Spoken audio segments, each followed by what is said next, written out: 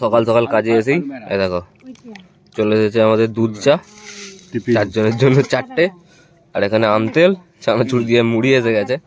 আর এই দেখো সকালবেলা এতগুলো ধান ছাড়া হয়েছে, মানে এই সবে শুরু করেছিলাম আর সকালের খাওয়া দাওয়া এসে গেছে, তো খাওয়া দাওয়া করছি এখন।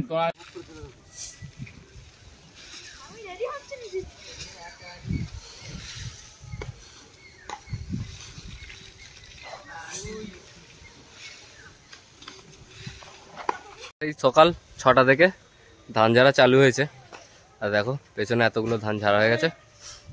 আর ওই দেখো মেশিনের পেছনে যে রয়েছে ওই ধানগুলো কিন্তু ঝাড়তে হবে। আরে পেটের জ্বালায় আমরা খাচ্ছি, পেটের জ্বালায় কাকা খেতে বসে পড়েছে, ঠিক আছে গরিব মানুষ। চলো হ্যাঁ তো মুড়িগুলো খেয়ে নিই সবাই।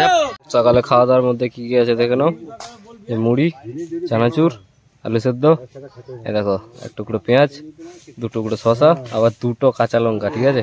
তো এগুলো দিয়ে কিন্তু এই সকালের খাওয়া দাওয়া সারছি। আমাদের ধান ঝাড়া হচ্ছিল, আর ধান ঝাড়া হতে হতে হঠাৎ করে দেখো আমাদের ঘাটেতে পুরো লোকজন ভর্তি হয়ে গেছে। পাশের গ্রামের একটা মেয়ের বিয়ে, ওই জন্য এই ঘাটেতে স্নান করাতে এনেছে। দেখতে দেখতে কিন্তু বেজে গেছে 2:30টা, ঠিক আছে। আর দেখো এখানে যত ধান ছিল সব ধান কিন্তু এখানে মেশিনের গোড়াতেই যে কটা আছে এগুলো লাস্ট, আর মানে আমাদের সব ধান কিন্তু ঝাড়া হয়ে গেছে, ঠিক আছে। এই দেখো বাকি আর কাকা এখানে খালি এই মেশিনের গোড়া এই কটা ধান রয়েছে, আর বাকি ধান দেখো ওখানেতে বস্তার মধ্যে ভরে দিয়েছিলাম। আর এই দেখো এখানে কিছু ধান আছে, আর এই যে ছাড়া হচ্ছে এই ধানগুলোকে নিয়ে কিন্তু এবার সবগুলোকে এক জায়গায় জড়ো করে তারপরে হাওয়া দিতে হবে। তো এই কটা ধান আর বাকি রয়েছে আমাদের। দেখো ধান পাওয়া তো শেষ, তোমাকে বলিনি, তো ধান ঝাড়া শেষ, এবার ধানকে দেখো বয়ে বয়ে নিয়ে যাচ্ছি। এই দেখো একটু আগে এই জায়গাটার কেমন অবস্থা ছিল, আর এখন দেখো পুরো সব কিছু যা তিরপল ছিল সব কিছু কিন্তু একদম গোছগাছ করে নিয়ে চলে গিয়েছিলাম যাদের ধান ঝাড়ছিলাম তাদের বাড়িতে, আর গিয়ে কিন্তু মাংসের ঝোল দিয়ে ভাত খেয়ে নিলাম।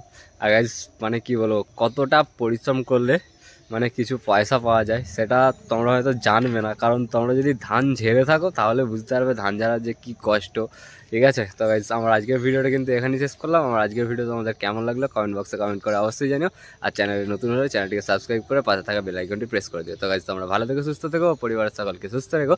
তোমার সাথে দেখা হচ্ছে কালকে আরও একটা নতুন ব্লগ নিয়ে। गाइस आप देख सकते हो चारों तरफ से कोहरा ही कोहरा, कुछ दिखाई नहीं दे रहा है। हम अभी जा रहे हैं प्रीतम के फ्रेंड के क्या बोलते हैं वो शादी में, ठीक है। तो अभी हम इधर रास्ते से जा रहे हैं, और हम कहाँ जाएंगे, हाजरा का मोड़। अच्छा अभी हम जाएंगे ये हाईवे से हाजरा का मोड़, वो सामने हाईवे दिख रहा है, वो देखो गाड़ी जा रहा है उधर से, तो हम जा रहे हैं इधर से, हम जाएंगे। और ये कौन सा रोड है, 26 नंबर रोड है ना। এখন মানে সত্যি বলছি হিন্দি বলছিলাম, এখন আমাকে বাংলায় ফিরে আসতেই হলো, ঠিক আছে। মানে একবার রাস্তাটায় দেখো, রাস্তা কি দেখা যাচ্ছে, তোমরা কি রাস্তা দেখতে পাচ্ছ, এইখানটা একটু দেখা গেল, ঠিক আছে। মানে এমন অবস্থায় দেখো এখন রাস্তা দেখা যাচ্ছে, আর মাঝে মাঝে এমন কুয়াশা, রাস্তা কোন দিকে সেটাই বুঝতে পারছি না। পুরো নতুন জায়গা, কিভাবে যাচ্ছি সেটা শুধুমাত্র আমি আর প্রীতম দুজনেই জানি।